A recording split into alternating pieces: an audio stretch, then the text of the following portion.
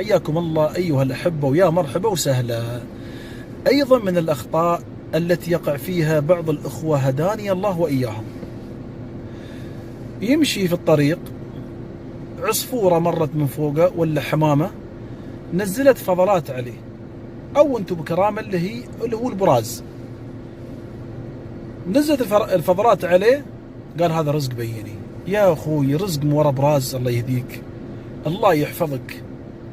هذا كله يعني الاعتقادات هذه اعتقادات باطلة لا أصل لها في الدين. الرزق على الله عز وجل، وما من دابة في الأرض إلا على الله رزقها. هذا شيء مخالف للعقيدة الصحيحة أيها الأحبة. لابد أيها الأحبة نغير هذه المفاهيم الخاطئة، وعلينا باتباع سنة الحبيب صلى الله عليه وسلم. يعني إذا نزلت عليه هذه الفضلات قدر الله ما شاء فعل، أنظف مكانها وخلاص.